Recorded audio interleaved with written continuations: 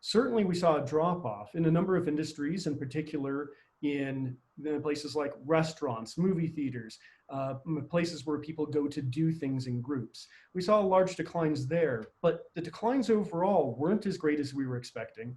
And the really surprising thing was that by June, the state seemed to be getting back towards where it was a year ago.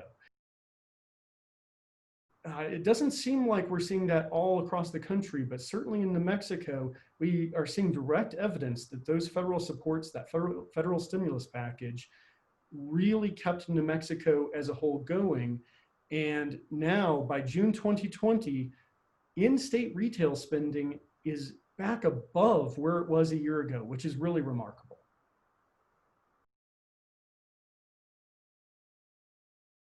There's a lot of discussion about whether to add back some or all of that $600 per week in unemployment benefits.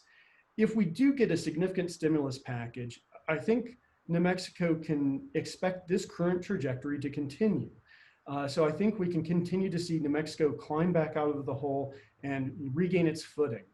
But the second thing that I think we're seeing in the data that's also encouraging is I think we're seeing consumer confidence that's surprisingly strong. We're seeing that because by June of 2020, when we were well into the pandemic, we were seeing increased in-state retail spending over a year ago. Coming out of the Great Recession, we had about a 10-year period that we and others have referred to as the lost decade of job growth, the lost decade of wage growth. New Mexico just stagnated for about a decade. But the couple of years before the pandemic hit, we started to see our numbers turn around. They turned around both compared to where we were, but also compared to other states around the country. And I think having a couple of years of that, of really positive growth, gave New Mexicans an optimistic outlook that has to at least some extent carried forward into the pandemic.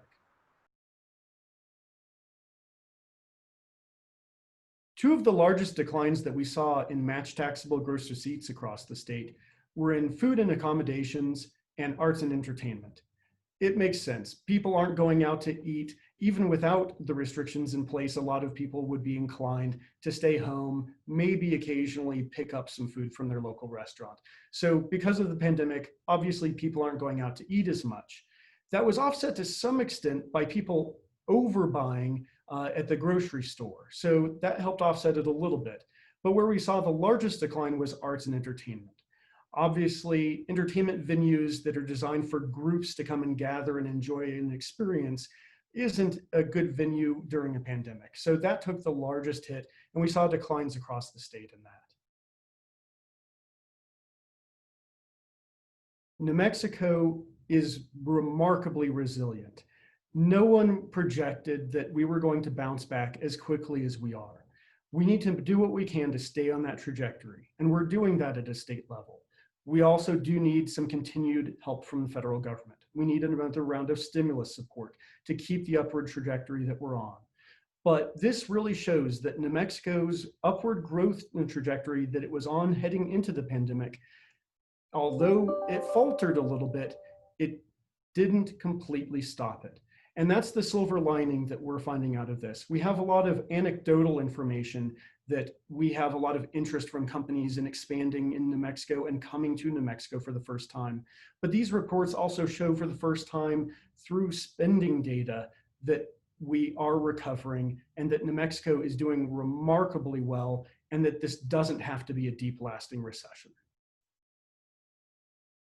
Projections that we put together to show what New Mexicans who are claiming unemployment benefits were making before the pandemic started versus what they're making now that the $600 per week from the feds is no longer in place.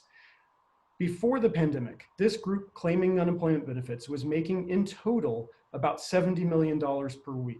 Now, without that extra $600 a week support from the federal government, they're only making about $30 million a week from the existing benefits structure.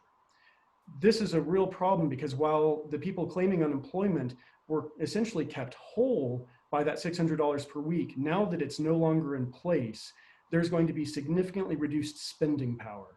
And this is part of why it's so critical that we have another round of federal stimulus to help support New Mexicans as they get their jobs back, and as businesses start to reopen more and more.